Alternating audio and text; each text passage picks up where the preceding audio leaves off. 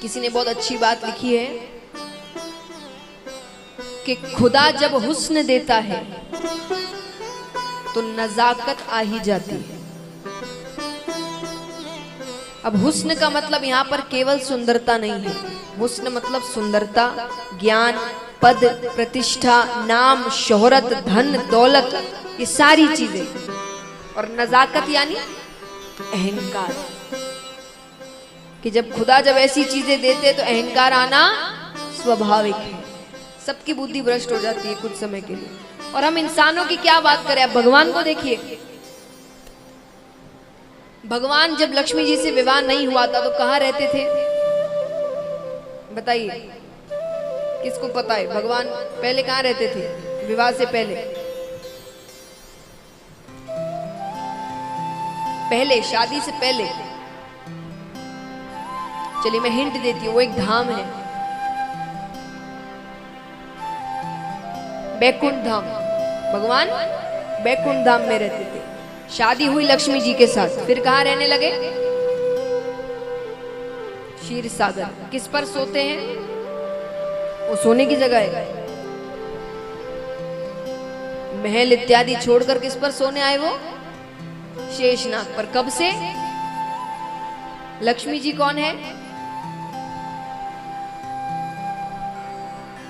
लक्ष्मी जी से विवाह करने के बाद भगवान ने कैसी हरकतें करी? तो देखिए, भक्तों ने लिखा है कि अगर कोई साधारण व्यक्ति धनवान होने के बाद या नाम शोहरत मिलने के बाद थोड़ी ऐसी वैसी हरकतें करे तो इतना चौंकने की बात नहीं है। क्यों नहीं है? वो कहते हैं कि अंध रमा संबंध ते होत न अचरज कोई। कि अगर साधारण व्यक्ति लक्ष्मी से संबंध जुड़ने के बाद ऐसी वैसी हरकत करे तो अचरज मत करो। कि अंध रमा संबंध ते होत न अचरज कोई। क्यों? क्योंकि कमल नयन नारायण हूं रहे सर्प पे सोए। जिसके कमल जैसे बड़े, भाई छोटी छोटी आंखें हो तो समझ में भी आए भाई ठीक से दिखा नहीं, और उनके तो श्रृंगार में उनकी प्रशंसा उनकी आंखों की होती है कि कमल जैसे बड़े बड़े नैन हैं, तो इतनी बड़ी बड़ी आंखें तो शेषनाग नहीं दिखा ठीक से, उस पर सोने चले गए। तो जब भगवान ऐसी वैसी हरकतें कर रहे हैं लक्ष्मी जी से संबंध जुड़ने के बाद, हम और आप तो करेंगे। तो इंद्र की इस हरकत पर ये बताया, तर्क दिया गया कि जब खुदा जब हुस्न देता है तो नजाकत आ ही जाती, अहंकार आना स्वाभाविक है। तो इंद्र ने माला फेंक दी, वो चले जाते हैं। अब दुर्वासा ऋषि उसी रास्ते से वापस आ रहे थे, उन्होंने अपनी माला पहचान ली, बहुत क्रोधित होते हैं।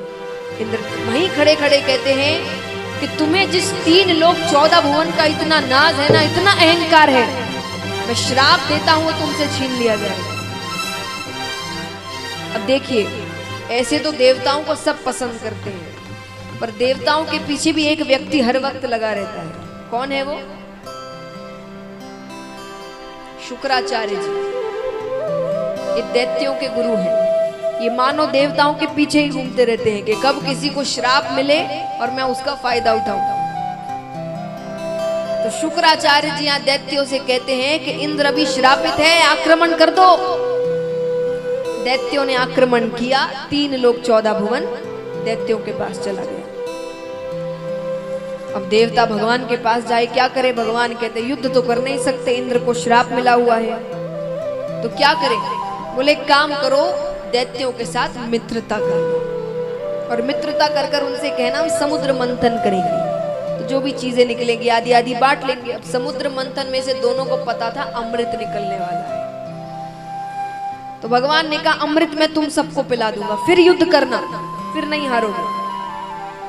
ठीक है, दैत्यों से कहा जाता है, वो भी मान जाते, क्योंकि उन्हें भी पता था समुद्र मंथन ना अकेले देवता कर सकते, ना अकेले दैत्य कर सकते, दोनों को मिलना ही पड़ेगा, और दोनों को अमृत चाहिए।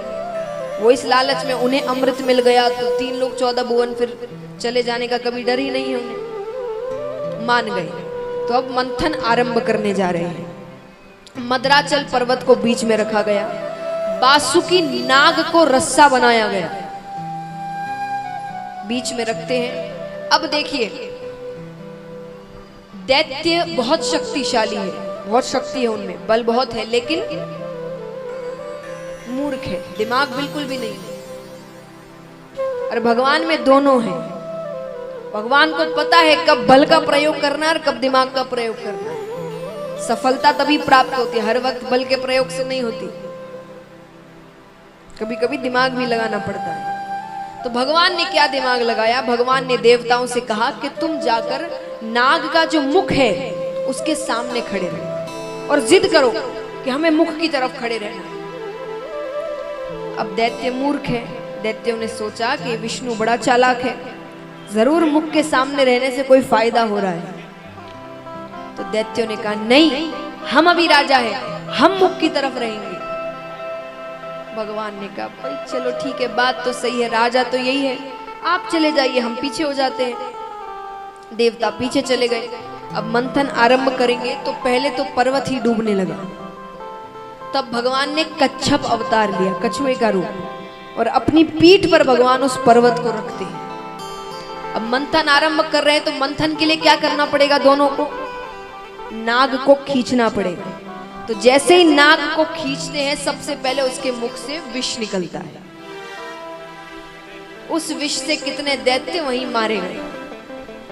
अब बाकियों पीछे को जब तक समझ में आई चीज वो पीछे हटते हैं, थोड़ा विष बच जाता है। अब देखिए कोई भी चीज वापस समुद्र में नहीं जा सकती, सबका इस्तेमाल करना पड़ेगा। विष का कौन करे, कोई लेने को तैयार नहीं। तब भगवान ने देवताओं से कहा महादेव जी के पास जाओ। महादेव जी से कहा गया आप विष ग्रहण करिए। महादेव जी मान गए। पार्वती जी कहते हैं, पार्वती जी ने कहा कि देवता बड़े चालाक हैं, अमृत खुद ग्रहण कर लेंगे और विष आपको दे रहे हैं, आपकी मृत्यु हो जाएगी। महादेव जी ने कहा जग कल्याण के लिए मृत्यु हो भी जाए तो क्या दिक्कत है।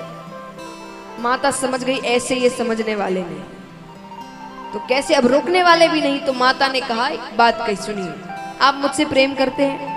बोले बहुत। तो आपके शरीर में मेरा स्थान कहाँ है? बोले हृदय में।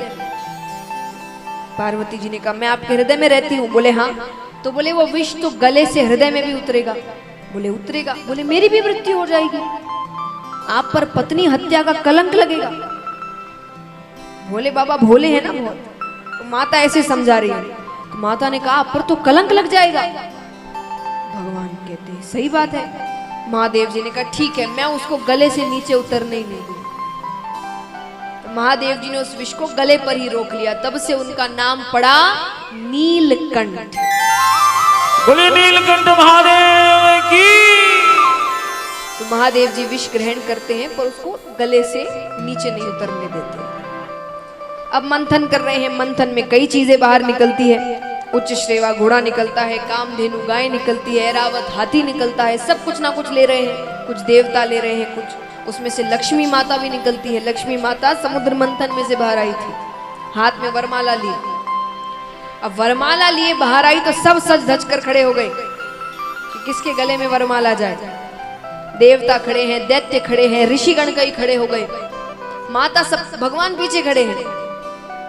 उनको सब सच तो पता ही है। भगवान कहते कर लो जितनी कोशिशें करनी है। तो माता आती है, सबसे पहले देवताओं के सामने से जाती है। माता ने कहा ज्ञानी है, शक्तिशाली है, पर बहुत अभिमानी है, इतना अहंकार है इनके अंदर अपनी चीजों का। चली जाती है। ऋषिगण दिखते हैं।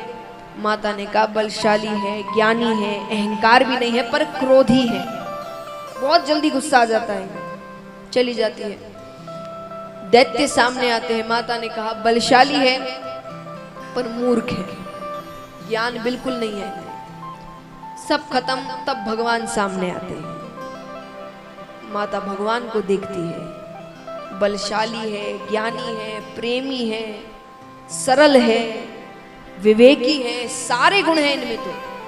और माता ने विष्णु भगवान के गले में वरमाला डाला। लक्ष्मी नारायण भगवान की। दोनों का विवाह हो जाता है। अब फिर मंथन करते हैं तो उसमें से अमृत निकलता है। अब अमृत के लिए दोनों झगड़ने लगे। तब भगवान ने मोहिनी रूप ग्रहण किया। भगवान इतने ज्यादा सुंदर लग रहे हैं, इतने ज्यादा सुंदर लग रहे हैं। और देखिए जो कामी व्यक्ति होते हैं ना, वो बाहरी सुंदरता देखते हैं। जो सच्चा प्रेम करते हैं वो आपकी अंदरूनी सुंदरता देखते हैं। तो दैत्य कामी है। अब भगवान इतने सुंदर लग रहे हैं कि वो अमृत तो भूल गए और भगवान के पीछे पीछे जाने लगे। और भगवान ने भी जितने दैत्य थे सबको मदिरा पान करवा दिया और यहाँ पर देवताओं को अमृत पिलाने लगते हैं। अब दैत्यों में से एक दैत्य थोड़ा होशियार था, राहु नामक दैत्य। उसने भगवान को पहचान लिया तो वो चुपचाप देवताओं की श्रेणी में जाकर खड़ा हो जाता है। भगवान ने गलती से उसे भी अमृत पिला दिया। अब जब तक भगवान को समझ आए, भगवान ने सुदर्शन चक्र फेंका, सर धड़ अलग कर दिया, लेकिन तब तक अमृत ने अपना काम कर दिया था। तो तब से वो दो दैत्य बने, राहु और केतु। अब यहाँ पर दैत्यों को गुस्सा आता है। जैसा मैंने कहा, दिमाग नहीं है, मूर्ख है। ये समझ गए हैं, जब पता चल गया कि सबने अमृत पान कर लिया है, फिर भी गुस्से में युद्ध करते कि हमारे साथ धोखा हुआ है। युद्ध करते 3 लोग 14 भुवन देवताओं के पास चला जाता है। इस प्रकार देवताओं ने अपना सिंहासन वापस लिया। राजा परीक्षित कहते हैं, तो क्या इसके बाद दैत्य चुप बैठ गए, वो हार मान लिए? बोले नहीं, उसके बाद दैत्यों ने ऐसा कुछ किया जो किसी ने नहीं सोचा था। क्या किया? बोले दैत्यों ने धर्म का कवच पहन लिया। दैत्य सत्य की राह पर चलने लगे, यज्ञ इत्यादि करने लगे, पूजा पाठ करने लगे। धर्म इसीलिए देखिए, भगवान ने रावण को, कंस को, सबको मारा है, बलि को मारा नहीं। क्यों नहीं मारा? क्योंकि मार नहीं सकते, वो गलती ही नहीं कर रहा था, उसने कोई पाप नहीं करे थे। तो महाराज अब यहाँ पर सब धर्म का कवच पहन के बैठे हैं, सब पूजा पाठ यज्ञ इत्यादि कर रहे हैं। बलि को दैत्यों का राजा बनाया गया। राजा परीक्षित ने कहा, इतने बड़े बड़े दैत्य हैं तो बलि को राजा क्यों बनाया गया? बोले क्योंकि उसी के कारण उन्हें वापस 3 लोग 14 भुवन मिल गया था। कैसे? बलि अपने पिछले जन्म में एक डकैत थे, डाकू। उन्हें पता चला किसी गांव से कोई सेठ जी अपने साथ बहुत सा धन लेकर जा रहे हैं और बीच में एक जंगल का रास्ता है और धन उनके पास इतना है कि अगर किसी ने भी चुरा लिया तो उसे जीवन भर चोरी करने की जरूरत नहीं, वो बैठकर जीवन जी सकता है अपना। डकैत बलि ने सोचा ये अच्छा मौका है, आखिरी चोरी करते हैं, बस ये चोरी कर कर फिर कभी चोरी नहीं करेंगे। तो बलि ने रास्ते के लिए एक पोटली में 2 रोटियां बांधी कि भूख लगी बीच में तो भोजन कर लेंगे। पर चोरी करने का ऐसा जुनून सवार था, वो चलते जा रहे, सीधा जंगल में ही जाकर रुके। अब सेठ जी को आने में थोड़ी देर थी तो उन्होंने सोचा भोजन कर लेते हैं। स्नान इत्यादि कर कर अपनी पोटली खोलते हैं कि सामने से एक कुत्ता आता है, बहुत भूखा है, वो रोटी की ओर देख रहा है। बलि को दया आ गई, उन्होंने अपनी एक रोटी उस कुत्ते को दे दी, उसने तुरंत खा ली। अब जब तक बलि दूसरी रोटी खाए, उसने वापस आकर फिर वो दूसरी रोटी को देख रहा है। बलि ने दूसरी रोटी भी उसे दे दी कि छोड़ो कोई बात नहीं। अब इस पूरे कार्य को करने में कुल 24 मिनट लगे। कितने मिनट? 24 मिनट, एक घड़ी यानी कि एक भूखे को भोजन करवाने में। फिर वही सेठ जी आते हैं, चोरी इत्यादि, वर्ष बीतते हैं, अंत समय आया, मृत्यु हो गई। यमराज चित्रगुप्त के पास जाते, बताओ कितने पाप किए, कितने पुण्य किए? चित्रगुप्त ने कहा जीवन भर पाप ही पाप किए हैं, सिर्फ 24 मिनट का पुण्य किया है। एक भूखे को भोजन करवाया है इसने। ठीक है, यमराज ने कहा पहले क्या भोगना चाहते हो, पुण्य की पाप? अब उसी रास्ते से शुक्राचार्य जी जा रहे हैं। शुक्राचार्य जी ने कहा कह दो पुण्य। बलि ने कहा पुण्य। क्या करना चाहते हो? जैसे मैंने बताया स्वर्ग में आपकी इच्छाएं पूरी होती हैं।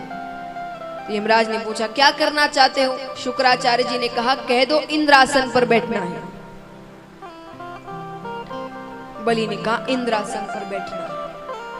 इंद्र को समझाया गया 24 मिनट की बात है, उसके बाद वापस तुम्हारा ये आसन। ठीक है, बैठाते हैं। अब बैठने से पहले शुक्राचार्य जी ने कानों में कुछ कहा उसके। उसने कहा ठीक है मैं ऐसा ही करूंगा, चले जाते हैं। अब जैसे ही आसन पर बैठते हैं कि बुद्धि भ्रष्ट हो जाती है। वही बात, खुदा जब हुस्न देता है तो नजाकत आई जाती है। ये सब चीजें मिले तो दिमाग चलना बंद कर देता है। अब क्या करना था वो क्या कर रहा है। जैसे ही बैठा आसन पर, अप्सराओं से कहते नृत्य करके दिखाओ, भोजन लेकर आओ, ये करो, मेरी सेवा करो, ये लेकर आओ, वो लेकर आओ, वस्त्र लेकर आओ। शुक्राचार्य जी ने कहा क्या करने को भेजा और ये क्या कर रहा है। वो 10 मिनट ऐसे ही गवा देता है। शुक्राचार्य जी क्रोधित हो रहे हैं। नीचे एक छोटा सा पत्थर रखा था, उन्होंने पत्थर उठाया और खींचकर मारते हैं। सर पर चोट लगी। चोट लगने से याद आता है कि अरे मुझे क्या करना था। ये जो दुख संकट है ना हमारे जीवन में, ये भगवान के पत्थर होते हैं। भगवान हमें फेंक कर मारते हैं कि मैंने तुम्हें क्या करने को भेजा और तुम क्या कर रहे हो वहां पर। अब राजा बलि तो समझ गए, पर हम कैसे हो गए हैं। हमें बड़ा पहाड़ भी भगवान फेंक कर मार दे फिर भी हमें समझ नहीं आता। बलि को समझ आ गया। बलि तुरंत खड़े होते। बलि कहते गुरुजी इधर आइए। शुक्राचार्य जी आते हैं, हाथ में जल दीजिए। जल देते हैं। बलि कहते हैं ये 3 लोक 14 भुवन, इसका राजा भी मैं हूं, मालिक भी मैं हूं। सब देवता वहां खड़े थे। सबने कहा 10 मिनट के लिए तो तुम ही हो। तो बोले ये 3 लोक 14 भुवन मैं अपने गुरु जी को दान में देता हूं। 3 लोक 14 भुवन शुक्राचार्य जी को दान में दे दिया। तो दैत्यों के पास फिर से पुरासन आ गया। अब क्या करें। तब देवताओं की माता दिति के बारे में कल मैंने आपको बताया। दिति दैत्यों की माता है। हिरणाक्ष हिरण्यकश्यपु। अदिति देवताओं की माता है। जो 12 देवता 12 आदित्य हैं उनकी माता है अदिति। वो भगवान से बहुत प्रार्थना करती है, पूजा पाठ करती है कि मेरे बच्चों को उनका स्थान वापस दीजिए। तो उनकी प्रार्थना स्वीकार करके भगवान उनके घर पर जन्म लेते हैं। जन्म यानी अवतार ग्रहण करते हैं।